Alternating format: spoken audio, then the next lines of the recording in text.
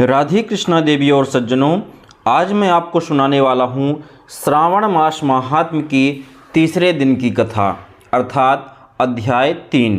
तो आइए सुनते हैं। इस अध्याय में श्रावण माह में की जाने वाली भगवान शिव की लक्ष्य पूजा का वर्णन किया गया है। सनत कुमार बोले, हे भगवान, आपने श्रावण मास का संक्षिप्त वर्णन किया है। हे स्वामिन, इससे हमारी तृप्ति नहीं हो रही है, अतः आप कृपा करके विस्तार से वर्णन करें, जिसे सुनकर हे सुरेश्वर मैं कृतकृत्य हो जाऊं। ईश्वर बोले, हे योगीश, जो बुद्धिमान नक्तव्रत के द्वारा श्रावण मास को व्यतीत करता है, वह 12 महीने में नक्तव्रत करने के फल का भागी होता है। नक्तव्रत में दिन की समाप्ति के पूर्व सन्यासियों के लिए एवं रात्रि में गृहस्थों के लिए भोजन का विधान है। उसमें सूर्यास्त के बाद की 3 घड़ियों को छोड़कर नक्त भोजन का समय होता है। सूर्य के अस्त होने के पश्चात 3 घड़ी संध्या काल होता है। संध्या वेला में आहार, मैथुन, निद्रा और चौथा स्वाध्याय, इन चारों कर्मों का त्याग कर देना चाहिए। गृहस्थ और यति के भेद से उनकी व्यवस्था के विषय में मुझसे सुनिए। सूर्य के मंद पड़ जाने पर जब अपनी छाया अपने शरीर से दुगनी हो जाए, उस समय के भोजन को यति के लिए नक्त भोजन कहा गया है। रात्रि भोजन उनके लिए नक्त भोजन नहीं होता है। तारों के दृष्टिगत होने पर विद्वानों ने गृहस्थ के लिए नक्त कहा है। यति के लिए दिन के 8वें भाग के शेष रहने पर भोजन का विधान है। उसके लिए रात्रि में भोजन का निषेध किया गया है। गृहस्थ को चाहिए कि वह विधि पूर्वक रात्रि में नक्त भोजन करे और यति, विधवा तथा विधुर व्यक्ति सूर्य के रहते नक्त व्रत करें। विधुर व्यक्ति यदि पुत्रवान हो तब उसे भी रात्रि में ही नक्त व्रत करना चाहिए। अनाश्रमी हो अथवा आश्रमी हो अथवा पत्नी रहित हो अथवा पुत्रवान हो, उन्हें रात्रि में नक्त व्रत करना चाहिए। इस प्रकार बुद्धिमान मनुष्य को अपने अधिकार के अनुसार नक्त व्रत करना चाहिए। इस मास में नक्त व्रत करने वाला व्यक्ति परम गति को प्राप्त करता है। मैं प्रातःकाल स्नान करूँगा, ब्रह्मचर्य व्रत का पालन करूँगा, नक्त भोजन करूँगा, पृथ्वी पर सोऊंगा और प्राणियों पर दया करूँगा। हे देव, इस व्रत को प्रारंभ करने पर यदि मैं मर जाऊँ तो हे जगतपते, आपकी कृपा से मेरा व्रत पूर्ण हो। ऐसा संकल्प करके बुद्धिमान व्यक्ति को श्रावण मास में प्रतिदिन नक्त व्रत करना चाहिए। इस प्रकार नक्त व्रत करने वाला मुझे अत्यंत प्रिय होता है। ब्राह्मण के द्वारा अथवा स्वयं ही अतिरुद्र, महारुद्र अथवा रुद्र मंत्र से महीना भर प्रतिदिन अभिषेक करना चाहिए। हे वत्स, मैं उस व्यक्ति पर प्रसन्न होता हूँ क्योंकि मैं जलधारा से अत्यंत प्रीति रखने वाला हूँ। अथवा रुद्र मंत्र के द्वारा मेरे लिए अत्यंत प्रीतिकर होम प्रतिदिन करना चाहिए। अपने लिए जो भी भोज्य पदार्थ अथवा सुखोपभोग की वस्तु अति प्रिय हो, संकल्प करके उन्हें श्रेष्ठ ब्राह्मण को प्रदान करके स्वयं महीने भर उन पदार्थों का त्याग करना चाहिए। हे मुने, अब इसके बाद उत्तम लक्ष्य पूजा विधि को सुनिए।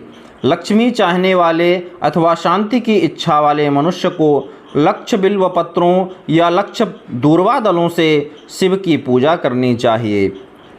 आयु की कामना करने वाले को चंपा के लक्ष्य पुष्पों तथा विद्या चाहने वाले व्यक्ति को मल्लिका या चमेली के लक्ष्य पुष्पों से श्रीहरि की पूजा करनी चाहिए। शिव तथा विष्णु की प्रसन्नता तुलसी के दलों से सिद्ध होती है। पुत्र की कामना करने वाले को कटेरी के दलों से शिव तथा विष्णु का पूजन करना चाहिए। बुरे स्वप्न की शांति के लिए धान्य से पूजा करना प्रशस्त होता है। देव के समक्ष निर्मित किए गए रंगवल्ली आदि से विभिन्न रंगों से रचित पद्म, स्वास्तिक और चक्र आदि से प्रभु की पूजा करनी चाहिए। इस प्रकार सभी मनोरथों की सिद्धि के लिए सभी प्रकार के पुष्पों से यदि मनुष्य लक्ष्य पूजा करे तो शिव जी प्रसन्न होंगे। तत्पश्चात उद्यापन करना चाहिए, मंडप निर्माण करना चाहिए और मंडप के त्रिभाग परिमाण में वेदिका बनानी चाहिए। तदनंतर पुण्याह वाचन करके आचार्य का वर्ण करना चाहिए और उस मंडप में प्रविष्ट होकर गीत तथा वाद्य के शब्दों और तीव्र वेद ध्वनि से रात्रि में जागरण करना चाहिए। वेदिका के ऊपर उत्तम लिंग तो भद्र बनाना चाहिए और उसके बीच में चावलों से सुंदर कैलाश का निर्माण करना चाहिए। उसके ऊपर तांबे का अत्यंत चमकीला तथा पंच पल्लव युक्त कलश स्थापित करना चाहिए और उसे रेशमी वस्त्र से वेष्टित कर देना चाहिए। उसके ऊपर पार्वती पति शिव की सुवर्णमय प्रतिमा स्थापित करनी चाहिए। तत्पश्चात पंचामृत पूर्वक धूप दीप तथा नैवेद्य से उस प्रतिमा की पूजा करनी चाहिए और गीत वाद्य नृत्य तथा वेद शास्त्र तथा पुराणों के पाठ के द्वारा रात्रि में जागरण करना चाहिए। इसके बाद प्रातःकाल भली भांति स्नान करके पवित्र हो जाना चाहिए और अपनी शाखा में निर्दिष्ट विधान के अनुसार वेदिका निर्माण करना चाहिए। तत्पश्चात मूल मंत्र से या गायत्री मंत्र से या शिव के सहस्त्र नामों के द्वारा तिल तथा घृत मिश्रित खीर से होम कराना चाहिए अथवा जिस मंत्र से पूजा की गई है उसी से होम करके पूर्णाहुति डालनी चाहिए। इसके बाद वस्त्र अलंकार तथा भूषणों से भली भांति आचार्य का पूजन करना चाहिए। तत्पश्चात अन्य ब्राह्मणों का पूजन करना चाहिए और उन्हें दक्षिणा देनी चाहिए। जिस जिस वस्तु से उमापति शिव की लक्ष्य पूजा की हो उसका दान करना चाहिए। स्वर्णमयी मूर्ति बनाकर शिव की पूजा करनी चाहिए। यदि दीप कर्म किया हो तो उस दीपक का दान करना चाहिए।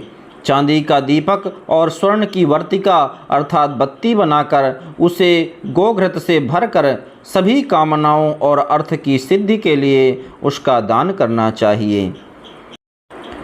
इसके बाद प्रभु से क्षमा प्रार्थना करनी चाहिए और अंत में 100 ब्राह्मणों को भोजन कराना चाहिए। हे मुने, जो व्यक्ति इस प्रकार पूजा करता है मैं उस पर प्रसन्न होता हूँ। उसमें भी जो श्रावण मास में पूजा करता है उसका अनंत फल मिलता है। यदि अपने लिए अत्यंत प्रिय कोई वस्तु मुझे अर्पण करने के विचार से इस माह में कोई त्यागता है तो अब उसका फल सुनिए।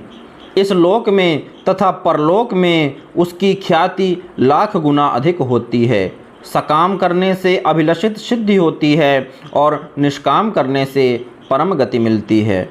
इस मास में रुद्राभिषेक करने वाला मनुष्य उसके पाठ की अक्षर संख्या से एक एक अक्षर के लिए करोड़ करोड़ वर्षों तक रुद्रलोक में प्रतिष्ठा प्राप्त करता है। पंचामृत का अभिषेक करने से मनुष्य अमरत्व प्राप्त करता है। इस मास में जो मनुष्य भूमि पर शयन करता है उसका फल भी मुझसे सुनिए। हे द्विजश्रेष्ठ, वह मनुष्य 9 प्रकार के रत्नों से जड़ी हुई सुंदर वस्त्र से आच्छादित बिछे हुए कोमल गद्दे से सुशोभित देश तकियों से युक्त रम्य स्त्रियों से विभूषित रत्न निर्मित दीपों से मंडित तथा अत्यंत मृदु और गरुणाकार प्रवाल मणि निर्मित अथवा हाथी दांत की बनी हुई अथवा चंदन की बनी हुई उत्तम तथा शुभ शैया प्राप्त करता है। इस मास में ब्रह्मचर्य का पालन करने से वीर्य की दृढ़ पुष्टि होती है।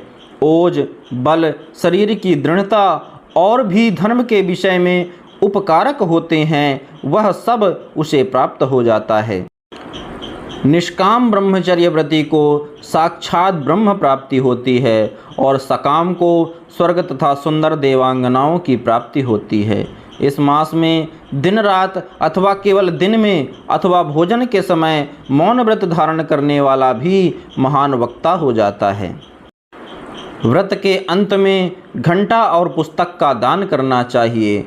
मौन व्रत के महात्म्य से मनुष्य सभी शास्त्रों में कुशल तथा वेद वेदांग में पारंगत हो जाता है तथा बुद्धि में बृहस्पति के समान हो जाता है। मौन धारण करने वाले का किसी से कलह नहीं होता, अतः मौन व्रत अत्यंत उत्कृष्ट है।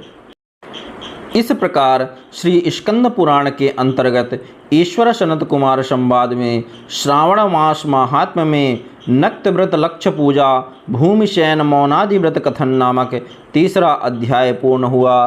बोलिए श्री देवाधिदेव महादेव की जय।